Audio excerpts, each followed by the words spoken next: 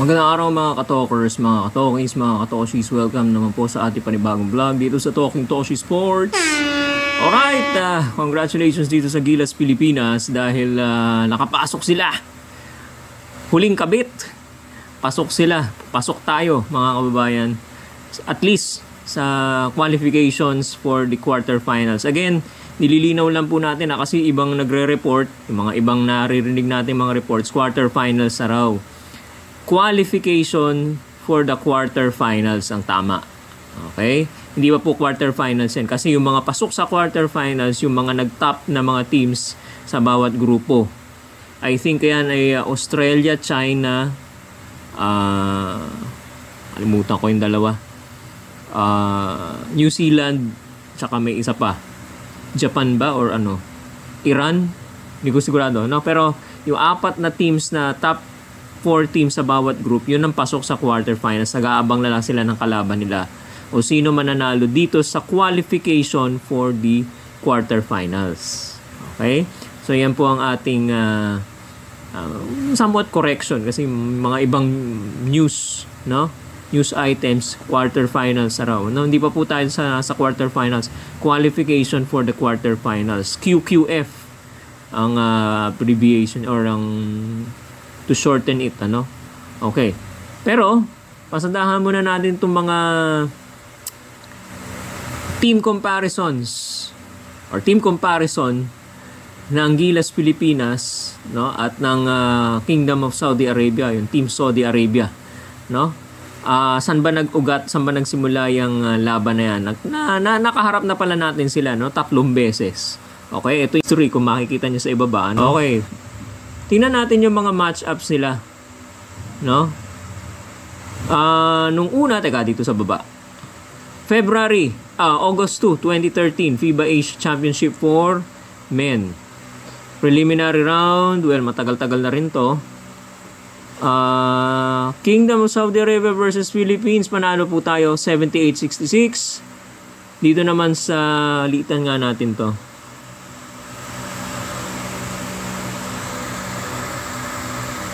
Yan. August 29, 2022, FIBA Basketball World Cup 2023 Asian Qualifiers. Philippines, tambak. Tinambakan natin, ang Kingdom of Saudi Arabia, 84-46. Okay? November 14, ito, medyo recent lang to, 2022, FIBA Basketball World Cup 2023 Asian Qualifiers.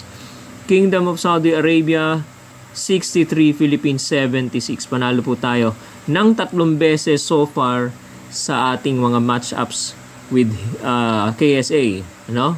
Or Saudi Arabia. Okay? So, that's a good record, ano? Or pagbabalikan natin ang istorya, magandang record yan, no? Pero syempre, iba yung ngayon.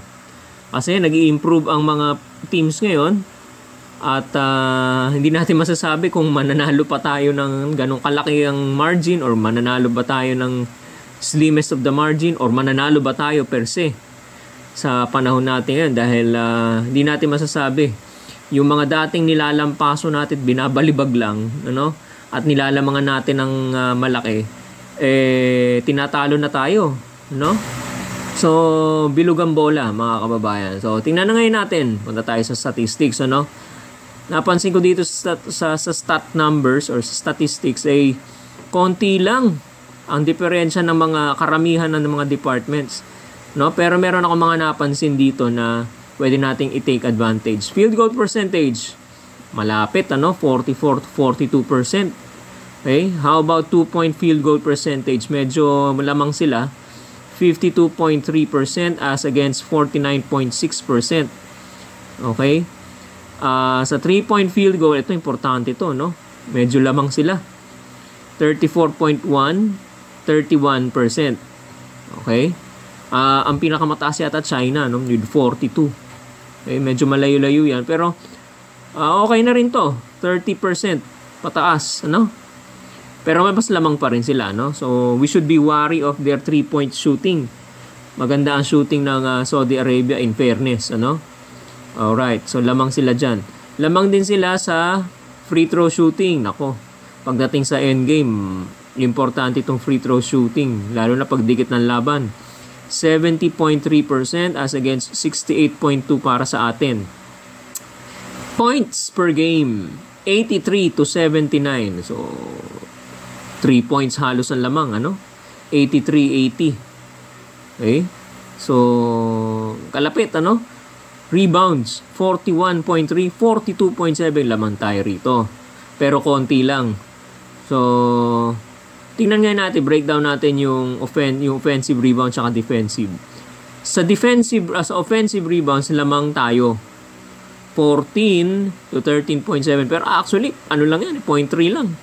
So, halos pareho lang, no? Sa defensive rebounds,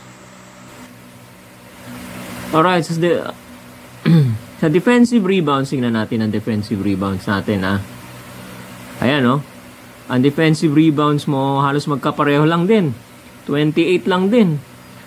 Kung titingnan nyo yung rebounds talaga, magkalapit. Pero lamang tayo sa offensive rebounds. Okay? Yan. Ng konti, ng slight. Okay? Pero pareho lang halos yan, so, mamaya, titingnan natin yan. Babalikan natin yan, Ngayon, sa assist, halos pareho lang din. 19.7, 19.3. Okay? Ito ngayon ang difference. Sa steals, 6 tayo. May 6 tayo na steals per game. Sila 3.7 or 4. Gawin na natin 4. Okay? Yan ang isang advantage natin. Okay? Sa blocks, medyo nag-cancel out. 6.3 sila. 3.7 lang tayo kasi may malaki sila, Magaling blumang katong mga to. Okay? And then yung turnovers, ito naman ang alas din natin. Bukod sa steals. Turnovers natin, 9.7 lang. 11.3 sila. Okay? So yan ang isa sa mga pwede nating i-capitalize. Personal fouls, 18 to 20. Okay lang yan, Now, ito ngayon. Points of turnovers. Nakaka-score tayo ng 11. Average yan, Sila 9 lang. Alright? Tapos, fast break points, 18 sila tayo, 17.3 sila. Anong ibig ko sabihin? Pwede nating daanin sa defense. Matinding depensa dapat ang kailangan natin dito, mga kabayan. Tingnan nyo, sa rebounds, halos pareho lang, Okay? Pero lamang tayo ng slight, since nakakakita tayo ng slight advantage sa offensive at saka sa defensive rebounds or sa rebounding sa lahat ng klase ng rebounds, pwede natin gamitin yan. Saan? Sa pag-create ng fast break points. Alright, lamang tayo sa fast break points. Isa pa, pwedeng panggalingan ng fast break points. Yung steals natin, 6 tayo, sila 3 lang. So pwede natin kuhanin dyan yung puntos natin sa fast break points. Takbuhan natin kung maaari, Ayan. Tapos yung turnovers sila, ay madalas silang mag-miscalculate ng bola, mali ang pasa, etc. 11.3 yan. Pwede rin natin kuhanan ng puntos yan. Ang mangyayari dyan, pwedeng fast break, pwede natin kunin sa points of turnovers. Okay? So, lamang tayo talaga sa points of turnovers. 11 to 9. So, anong conclusion natin dito? Tough defense. Yun lang.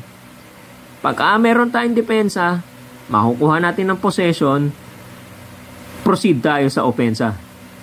Okay? Yung opensa, madali naman na paraan na gawa ng paraan niya. Pero kasi yung depensa, wala kang excuse dyan na pangit ng laro ko sa depensa. Hindi, nandyan yung depensa mo.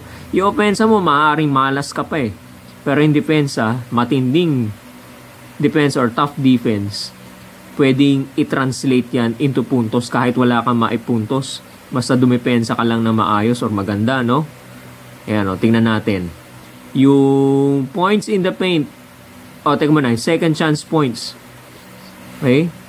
Yun nga lang, medyo lamang sila sa pag-convert ng second chance points pagka nakukuha nila yung the offensive rebounds. Pero halos pareho lang din yan. Okay? So, magkakatalo na lang sa game mismo kung sino ang mananaig, Points in the paint, 36-32, 4 plus 4 sila. points from the bench, mas marami tayo. Mas marami tayo na puproduce from the bench. So, we're expecting a lot of most points will come from the bench players. Okay? Although, hindi ko magamit masyado ng bench si Coach Tim Cone, pero expected natin na ang bench magpo-produce. Okay? So, yan. So, yan ang comparison. So, defense lang. Then, yung shooters natin, okay, kailangan mag-click din. Pagka nag-click ang mga shooters natin, nangangamoy quarterfinals na tayo. At ang nag-aabang sa atin sa quarterfinals, medyo mabigat-bigat. Australia. Okay? So, yan based on the numbers, okay? So, yan ang basa ko dyan, Tough defense should be the answer para matalo natin itong KSA. Okay? At saka yung strong start sa first quarter, malamya tayo mag-start sa first quarter, kaya tayo nalalamangan ng malaki. Tapos, habol tayo sa second quarter, third quarter, fourth quarter. Baka mamaya, wala na tayong, hindi maubos tayo sa fourth quarter, sa endgame, mapagod tayo. So, importante na mag-invest tayo ng maraming puntos sa una, kahit mahabol tayo ng kaunti, makakabawi tayo. Meron tayong proteksyon, meron tayong kutsyon. Okay, hindi tayo basta-basta masisilat. Yan ang masasabi natin dyan. Alright? So, shooting, improvement, 3-point shooting, outside shooting. Okay? At yung laro ni Junmar, masasabi ko naman dyan, hindi naman kasi San Miguel players yung mga kakampi ni Junmar. Ano ibig ko sabihin? Mas familiar, merong connection, may familiarity ang mga San Miguel Beermen players kaysa sa Junmar with other players na hindi naman niya siya masyado nakakalaro. So kung yung mga nakapaligid sa kanya, hindi masyadong kabisado yung laro, yung capability, although alam niya na magaling si Junmar sa poste. Okay? Hindi naman masyadong kabisado on the actual na laro. Iba yung actual na physical na laro, nakilala mo siya kaysa doon sa mental na alam mo siyang magaling. Okay? So, dapat kilalanin din nila physically yung laro ni Junmar. Hindi naman nila nakakalaro yan. So, wala tayong masyadong dapat isisi doon na medyo nanakawan ng bola, natatapikan ng bola, hindi maayos yung play. Hindi naman yan naging teammate masyado sila, yung mga nandoon, yung mga kasama niya doon, kung San Miguel Beer Team yan, magkakabisado yung mga yan, yung pasahan, okay? Magkakaamuyan na maayos yan. Pero ito tapos konting panahon pa ang preparasyon. So, wag nating masisi itong si Junmar Fajardo o kung sino man sa mababang performance sila. Key players to watch on. Si number 12, si Mohamed Al-Suwailem. Ito yung sentro nila. Malaki to. Okay, 6'9 yata ito Malapad. Parang Raymond Almasan pero 6'9, matangkad. Malakas sa rebound to. So ito yung aabangan natin. So out rebound tayo. Okay, kailangan ma-out rebound natin itong mga malalaki. Ito yung malakas sa ilalim, So AJ Edu tsaka si Junmar Fajardo and probably Japet Aguilar will have a handful of this guy. Okay, so kailangan girian to sa ilalim, Ibang level na to, pare. Kumbaga sabi nila. Okay? Parang parang semi-quarter final. So kung meron man ganung term, for a better lack of term. Okay, lack of a better term, I should say, Okay, tingnan man natin ito. Ito, nangunguna sa puntusan. Okay, si Muhammad Ali Abdurrahman. Okay, yung numero 5 nila. Okay, guardia to, shooting guard. Okay, mukhang malupit to. Malupit sa outside shooting ito, tsaka sa inside points. So, Chris Newsom, si CJ Perez, kailangan bantayan ito. Chris Newsom, siguro ibabantay nila rito kasi sa depensa magaling doon si si Chris Newsome. So, abangan natin, mga kababayan. Si Calvin Oftana yata, hindi natin alam kung wala pang balita, no?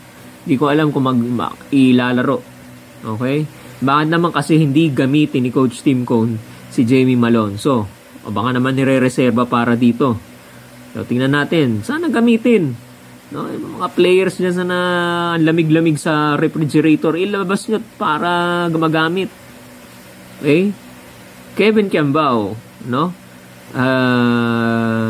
Has been showing good performance. Okay? So, maganda rin, no? So, wag lang mamalasin. Mag-click lang ang shooting natin. Tough defense. Yan ang mga recommendations ko para dito sa laro natin mamayang alas 12 ng madaling araw. Okay, Saudi Arabia versus Gilas Pilipinas for the right to face Australia sa quarterfinals. Dahil ang lalaroin nila yung qualification for the quarterfinals. Alright, hanggang dito na lamang po mga kababayan ang ating vlog ngayong araw na ito. Sa mga bagong pasok, be sure, no? Nihikayat ko po kayo na mag-subscribe sa ating YouTube channel, Talking Toshi Sports. Maraming salamat po at magandang araw pong muli sa inyong lahat.